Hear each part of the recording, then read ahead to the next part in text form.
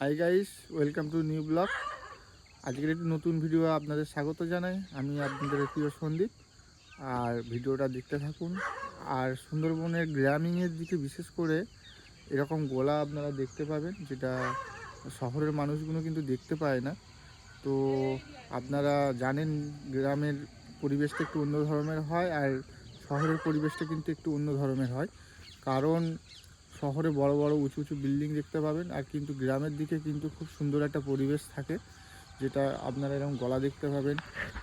কিছু ধান আর এখন নতুন নতুন যে ধানগুলো কাটা হয়েছে, মাঠের প্রায় যে মাঠগুলো পুরো এখন ফাঁকাই দেখতে পাবেন। কারণ মাঠের দিকে এখন কোনো এখন ধান দেখতে পাবেন না, ধানগুলো উঠে গেছে। এরকম মাঠে মাঝে অনেকে গাদা দিয়েছে, ওটা ধানের গাদা, আর খড়টর ঝাড়া হয়ে গেছে। তো এখন এই সকালবেলা মর্নিং, আর সকালবেলা এখনও ঠিক মতো কিন্তু সূর্য ওঠেনি। দেখতে পাচ্ছ কতটা উঁচু উঠেছে, এখনও তেমন বেলা হয়নি, এখন প্রায় 8টা বাজে। সূর্য কিন্তু এখনও তেমন রৌদ্র এখনও বার হয়নি। আর চারিদিকে একটা ধোঁয়া ধোঁয়া ভাব, কুয়াশা ভাব, আর সুন্দর একটা দৃশ্য আপনারা দেখতেই পাচ্ছেন। এটা আমাদের বাড়ির ছাগল 3খানা, আর এই যে ধান উঠেছে সবে রিসেন্ট, কিন্তু এখনও ঝাড়া হয়নি। আর এটা আমাদের গোলাঘর, যেটা গ্রামের দিকে একমাত্র শুধু দেখা যায়। অনেক বাড়িতে এখন নেই বললেই চলে। তো এটা এখন বিলুপ্ত হয়ে গেছে, এখন ঠেকে করে বিশেষ করে এগুলো রাখে। তো এরকমই একটা কন্ডিশান দেশের দিকে।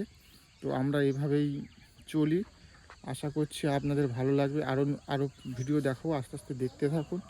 আর অবশ্যই বারবার করে একই যেটা বলি, যে চ্যানেলটিকে সাবস্ক্রাইব করবেন এবং আমাদের সাপোর্ট করবেন চ্যানেলটিকে। সো দেখতে থাকুন ভিডিওটা। সো গাইস, এখন আপাতত রেডি হয়ে গেছি টোটালি। এখন অফিস বার হওয়ার টাইম। আর আমাদের এখান থেকে প্রায় 7 কিলোমিটার নদী পার হয়ে যেতে হয় গদখালিতে ডিউটি করতে। আর এই যে আপাতত কমপ্লিট, গাড়ি বার হবো। আর ভিডিওটা সম্পূর্ণ দেখতে হবে, যদি ভালো লাগে তো অবশ্যই লাইক সাবস্ক্রাইব করবে। আর আমাদের 365 দিনই ডিউটি দিতে যেতে হয় করিয়া। যা ব্যাগটা পড়ে গেল, ব্যাগটা আবার তুলতে হবে। গাড়িতে আপনাদের সাথে কথা বলতে বলতে পড়ে গেল। তো যাই হোক, ডিউটি বার হওয়ার টাইম এখন। তো ডিউটিতে আমরা বার হয়ে গেলাম। তো 7 কিলোমিটার গাড়ি চালিয়ে এখন যাব নদী পার হয়ে গদখালিতে যাওয়ার পরে অফিসে যাব। আর বাদবাকিটা আপনাদের বলবো।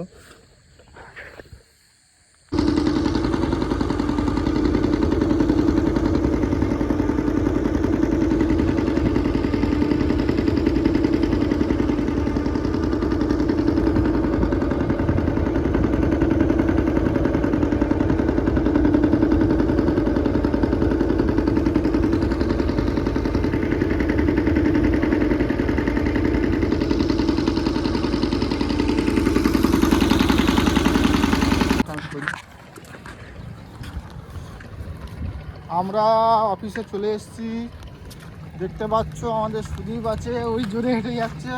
ওইটু লজ্জা পায় বেশি। হ্যাঁ, চিন্তার কোনো কারণ নেই, আস্তে আস্তে ছেলেকে শিখিয়ে নেবো। হ্যাঁ, একটু বেশি লজ্জা পাচ্ছে, আমাদের বন্ধু দেখে না। খুব ভাইরাল একটা বস।